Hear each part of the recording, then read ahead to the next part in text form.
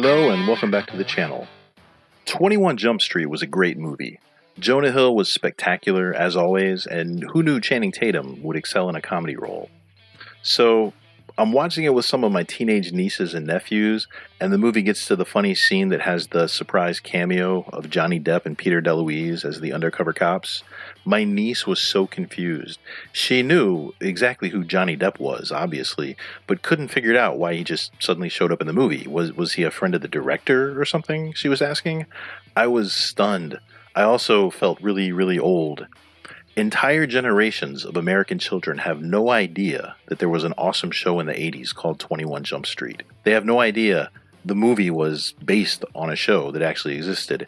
Johnny Depp has always just been kind of there in their minds as, the weird famous actor. They've never wondered where he got his start. And I had to wonder, what are their parents teaching them? That's why in today's video we're going to be looking at the 10 best episodes of 21 Jump Street. The series has an ensemble cast, but right away from the pilot, they established that Johnny Depp's character, Tom Hansen, was going to be the primary POV. Now, at this point in his career, he was as much of a nobody as the rest of the cast. Johnny Depp's only acting credits of any note prior to this were supporting roles in Platoon and The First Nightmare on Elm Street. I guess the Jump Street producers, they could see his star power right from the start. They spend a decent amount of time laying the groundwork, justifying the somewhat absurd premise of the show. Depp, playing Tom Hansen, is a rookie beat cop. His youthful, baby-faced appearance is giving him troubles on the job. Hey, are you old enough to be a cop? You look just like that kid in Pretty in Pink. Yeah, but we don't let him wear pink anymore. Attracts attention. It seems that none of the street criminals he interacts with find him intimidating enough for him to be an effective officer. In other words, they don't respect his authority. You will respect my authority! So after one too many incidents, his chief gives him a choice. Ride a desk until he grows some hair on his balls, or accept a transfer to the mayor's new experimental undercover unit, otherwise known as Jump Street Chapel Project. Hansen very reluctantly takes the Jump Street option. The unit's station house is in an abandoned church. It has a fire pole in it. They never really explain why an old church has a fire pole. His new colleagues ostensibly look like high school kids. In actuality, they look like young adults comfortably in their 20s, but you could level that same criticism against most other TV shows, like 90210 leaps to mind. His new team includes Doug Penhall, the big lovable oaf. He's played by Peter DeLuise, son of legendary comedic actor Dom DeLuise. And then there's Harry Truman Aoki, an Asian gentleman who's very fond of jackets with really large shoulder pads. He's played by Dustin Nguyen. Aoki has very much the most iconically 80s fashion style throughout the series.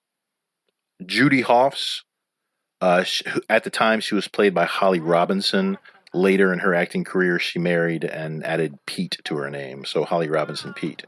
Then there's their chief, Captain Jenko. He looks and acts like an aged hippie. It's really, really annoying. But don't worry, they kill his ass off by episode 5 and replace him with Captain Fuller, the standard, stern, angry, shouting black captain that a show like this is required to have. You better go down the beach, go down the beach. You take the chicken off the back, you know what? Well, see if this is clear enough. Give me your badge. Fun fact, while researching for this section, I learned on IMDb that Captain Jenko was played by an actor named Frederick Forrest, who also played the most ultimate evil badass in what is absolutely my 100% favorite show of all time, the miniseries Lonesome Dove. He was the arch nemesis of the two legendary Texas Rangers. He's an Indian outlaw named Blue Duck. So, annoying hippie Captain Jenko, who I absolutely loathe, is also Blue Duck, who I love. So that's interesting. Anyway, there's a fun montage where the team de-ages Hansen's dress, style, mannerisms to make him look like a high school kid, and everybody loves a good montage. Next on our list, we have Season 1, Episode 8, Blindsided. The McQuaid Brothers! This episode is notably the first one featuring Hansen and Penhall in their undercover identities as the McQuaid brothers. Generally, if they've got a case in a really tough school, Operating on the theory that the best defense is a good offense, they have identities as the most delinquent of delinquents. Hello! Okay, everybody out. Hey, if you cross your legs and lean over, you might make it through math class. Tougher, scarier, and crazier than anyone else in the school. Plus, they really have so much fun doing it. It's just awesome to watch. It's because of this fabricated reputation and the fake school records that support it that Hansen is approached by a student requesting that he assassinate her father. Hi. Does your mama know you're here? I mean, you know you could get diseases and stuff talking to us? Now, fun fact, this girl was played by Sherilyn Fenn of Twin Peaks fame.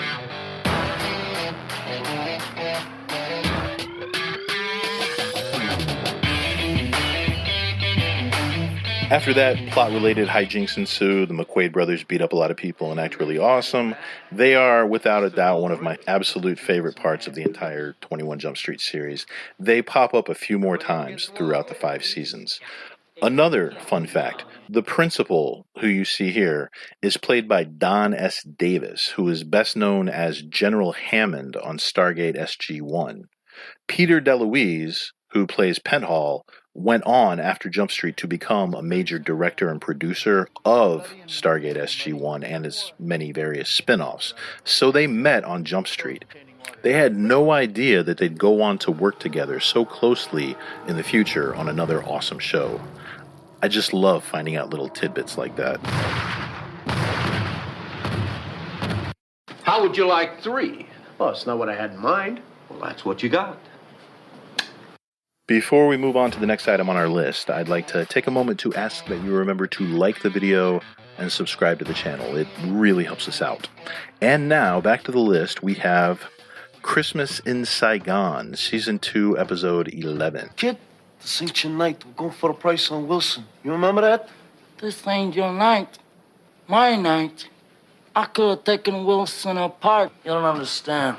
I could have had class. I could have been a contender. Internal Affairs and Immigration show up to the Jump Street office Christmas party. They don't bring any presents with them, however, but they do bring an allegation that Officer Aoki is not who he claims to be, and that he entered the United States illegally. Busted, Aoki fesses up that his real name is Vin Van Tran, and he's not actually Japanese. At the age of 14, he fled Vietnam during the 1975 fall of Saigon. So throughout this episode, we learn that Harry's parents and his best friends were killed during the escape. We also learn that Captain Fuller was a soldier in Vietnam, so he has to deal with his feelings of mistrust and betrayal when he finds out that Aoki had been lying to everyone. And I know that nowadays Vietnam seems like a really long time ago, but when this show came out, we were, 15 years away from it? So Captain Fuller has a lot of pent-up issues with the Vietnamese people. So he's definitely got some issues to work out. And by the end of the episode, they do and become much better friends as a result. Fun fact, this story, it's actually based on the actual experiences of Dustin Nguyen's escape from Vietnam when he was young. However, the difference between the episode and Nguyen's real life is that his parents actually did survive in real life. So that's good. Fun fact number 2. Sal Banducci. He's a series regular. He appears in all 5 seasons.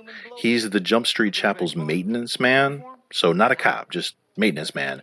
But despite being an officer, he's definitely one of the gang. He's a friend to most of the people. He's their conscience sometimes. He's somebody they can talk to. Now, he's not known as Sal Banducci. He's the Blowfish, due to a quirky talent of his. As the final scene to this episode, most of the unit ends up having Christmas dinner at the Blowfish household, where we get to see Mrs. Blowfish. So fans of the 1980s girls' school sitcom The Facts of Life will recognize Natalie, a.k.a. Mindy Cohn, as Mrs. Blowfish. Season 2, Episode 12. Hansen screws up while investigating illegal street races, and Penhall, as his partner, gets into trouble also. So their punishment is to get sent back to the police academy to redo their training. And around that same time, Hansen's lifelong friend, Russell Buckins, shows up. He's that kind of friend that shows up and completely upends your life, and he's just so much damn fun that even though he's destroying everything around him, you just keep forgiving him. So Penhall shows up at the academy. Hansen, however, is a no-show. It turns out that little Tommy, in a very un-Hansen-like turn of events, is convinced to take a road trip with Buckins to attend a wedding. So this girl that Hansen dated for a short while back in high school is apparently getting married. So road trip shenanigans ensue. Tom Hansen, the nerdy, uptight, goody-goody boy of the 21 Jump Street team, he ends up getting a tattoo, he wrestles a bear, he commits vehicular cowicide, he gets arrested for killing that cow. Give me a break, huh?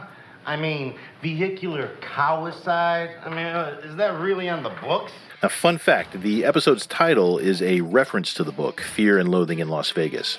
The book was later made into a film, also starring Johnny Depp. The best thing about this episode is it kind of did mark a change in Tom Hansen as a character. After this episode, he became so much more, cool, less stick up the butt, a little bit more of a wild man. So definitely marked a turning point in him as a character. Season 2, Episode 14. This episode is 100% fun. There's no cases, no undercover work, no action. It's just the gang sitting around the chapel on Valentine's evening. Now, for various reasons, everyone but Judy find themselves dateless on Valentine's Day. So, proving that misery loves company, they end up having a guys' poker night instead, and they eventually start telling each other of their worst date ever stories. Blowfish starts out. He's hilarious as always. He tells about how he ended up married to his wife, Mrs. Blowfish, played by Mindy Cohn. Hi, Mr. D'Angelo. Penhall, he tells of how he ended up on 2 concurrent dates with identical twins. So anyone familiar with the sitcom Three's Company will know what I mean when I say that he tries to Jack Tripper the situation. Basically, rather than admit the screw-up, he goes for it. He tries to pull off both dates by doing a lot of running back and forth from the bar to the restaurant portion of the building. Mm-hmm. And there's one more thing. More? What else could there be? After all this, there's more? I made it up. Captain Fuller, he tells how he lost his wife and almost his badge too by having an affair with his rookie partner. 94, please respond. We missed a call, and we weren't off the clock. Sometime around then, Hoffs returns from her failed date, conveniently having brand new ammunition for her worst date ever story of her own. And then Hansen, he reluctantly tells his story after the team finally kind of goads him into it. And true to form, Johnny Depp, he gets all emo and brings the whole party down. It turns out his worst date ever was on prom night. The date went fantastically, but it was cut short with the news that his policeman father was shot in the line of duty and died.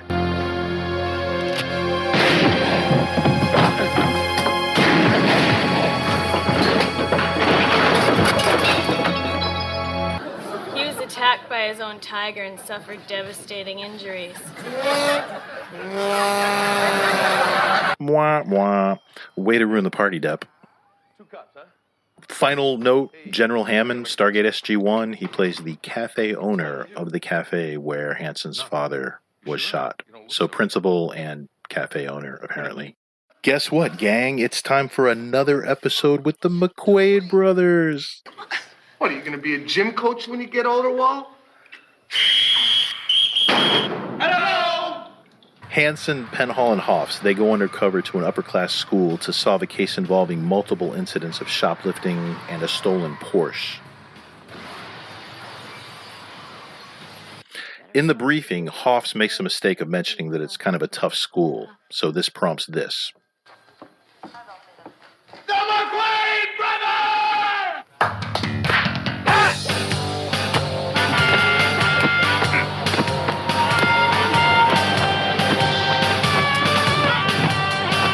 There's this phenomenon that I call the Police Academy effect. Remember that crappy yet somehow classic series of movies in the 1980s? If you recall, the first 2 iterations were actually somewhat based in reality, but then every sequel after that took the various quirks of the main characters and magnified them into virtual superpowers. So Bubba Smith's Hightower character, he had superhuman strength.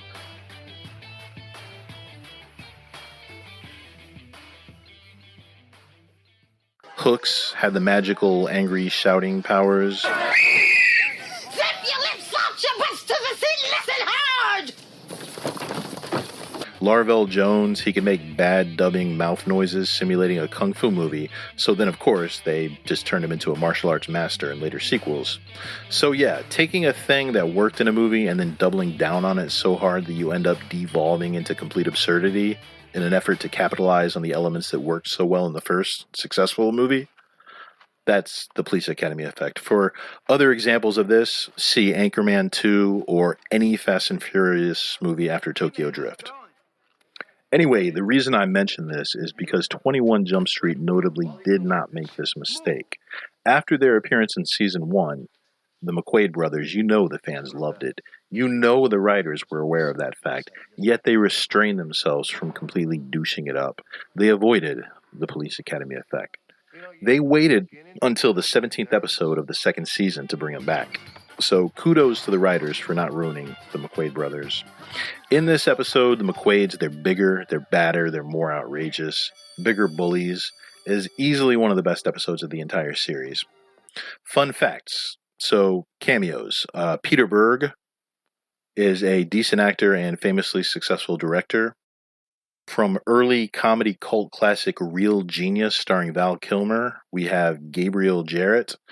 And finally, we have Andrew Koenig, a.k.a. Richard Boner Stabone, who played Mike Seaver's buddy from Growing Pains. Season 3, Episode 4, Coach of the Year. Really, really great episode. When it aired, I was a high school freshman. Me and all my friends, we were on the football team. For a young, impressionable lad like I was, this episode hit so hard for so many reasons. The plot has Penn Hall and Booker going undercover to investigate a football coach after a student is paralyzed in a game. So, notable things about this episode.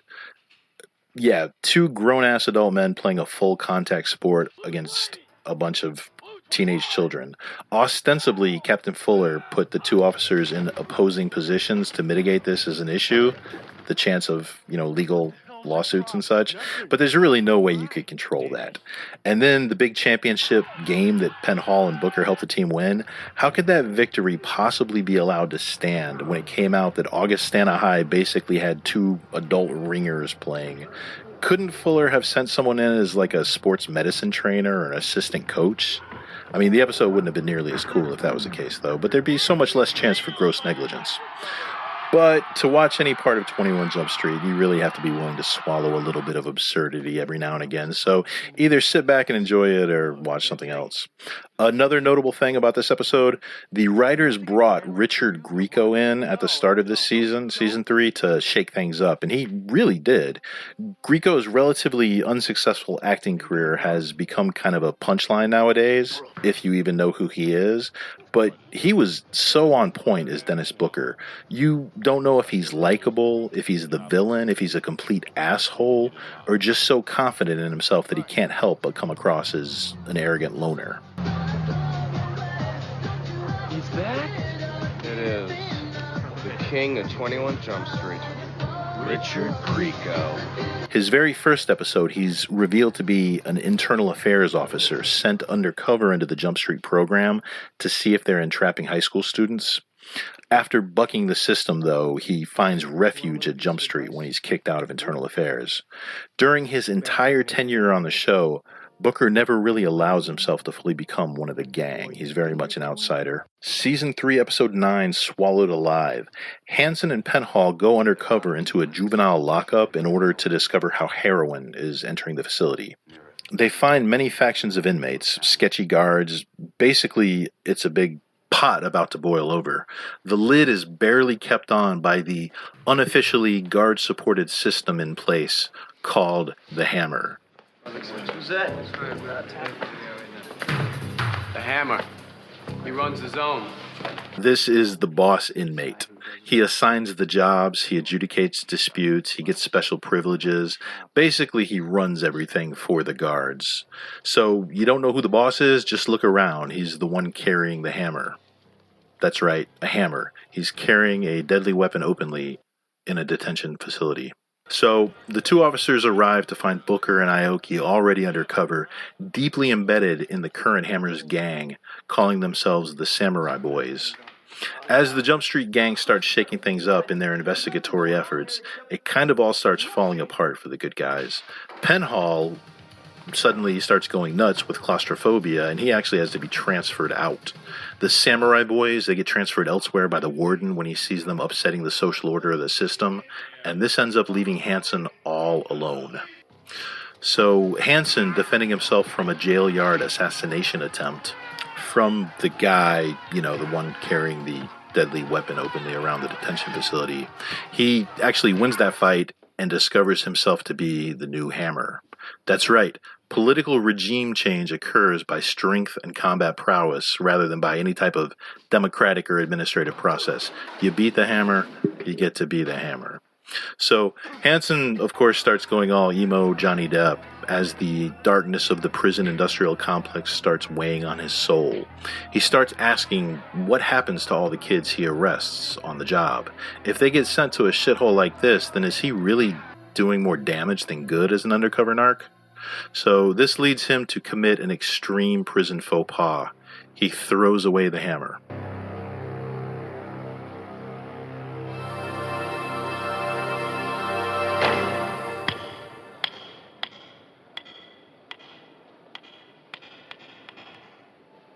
Instant anarchy ensues. Riots, violence.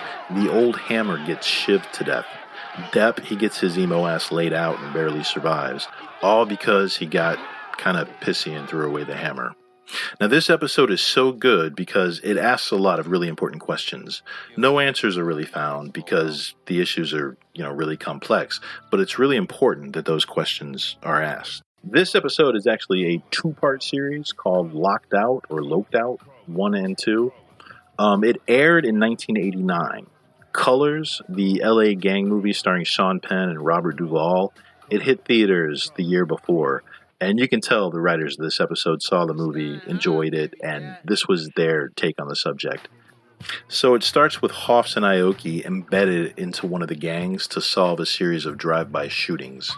Aoki gets driven by and ends up in a coma in the hospital.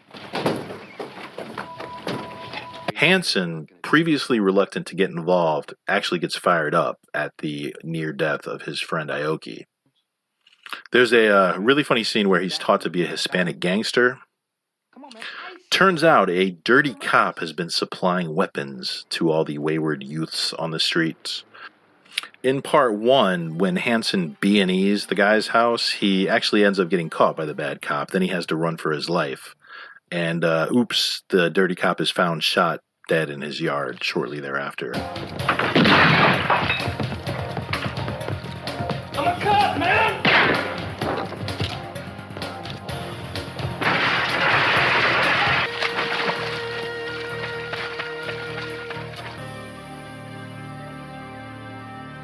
So part 2 begins with Hansen on the run, suspected of murder.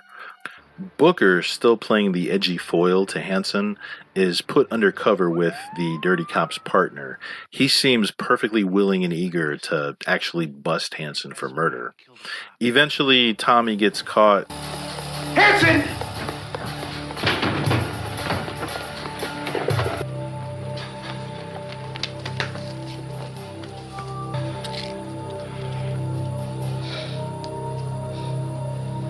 Ends up going to jail, and then goes to court. So in the space of one episode, encompassing a few days, a typically months-long process happens. Long story short, Booker ends up saving Hansen. So despite their mutual dislike of each other, despite their constant smoldering stare-downs and sub-rosa battles over who the sexiest cop is, Booker ends up doing his job. Fun fact, remember Rico Suave that craptastic one-hit wonder song done by Gerardo. Yeah, he's in part 1 playing random gang member. And it also turns out he was in Colors too, playing, you guessed it, random gang member. So that dude's career was on fire in the 80s. Truthfully, season 4 was one long, slow jumping of the shark. Maybe the cast was getting a little too old to play, even unconvincingly, as high school kids. Maybe I had outgrown the show at the time. In doing the research for this video, I actually realized that they'd made a season 5. I guess I never noticed. Certainly didn't watch it at the time. But season 4 did have one really great shining moment. Episode 23 of that season. It's a episode titled How I Saved the Senator. So a reporter interviews the Jump Street team after a senator's school visit is cut short by a bomb threat. In a Rashomon plot, each officer ends up giving a different offbeat account of what happened. So Depp gets all emo and pretentious actor like he does, and does a Charlie Chaplin-esque silent film. Penhall does a James Bond super spy story. Hoffs, she does a jazzy femme fatale deal. Blowfish does a psycho killer weed whacker story that's just awesome. My favorite one, though, is Aoki's. He does a kung fu movie with bad dubbing and everything. Take him, you cowards!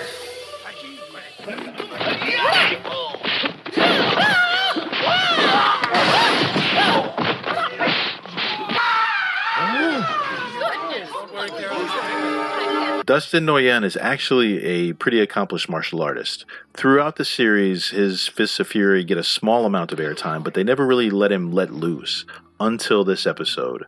To see Dustin at his best, check him out in Highlander the Series, Season 2, Episode 8, titled Revenge of the Sword. Another inch, it wouldn't have been like the movies, would it?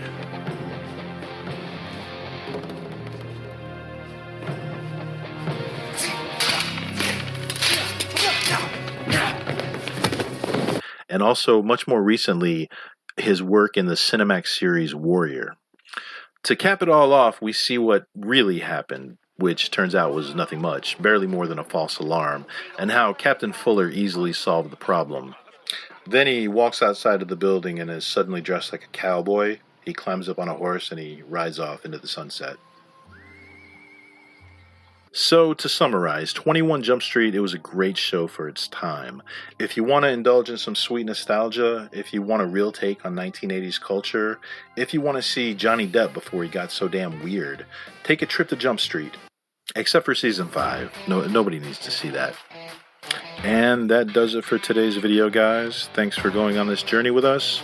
Let us know how you liked it in the comment section, and also don't forget to like the video, subscribe to our channel as we bring you more thoughtful and intriguing content in the future.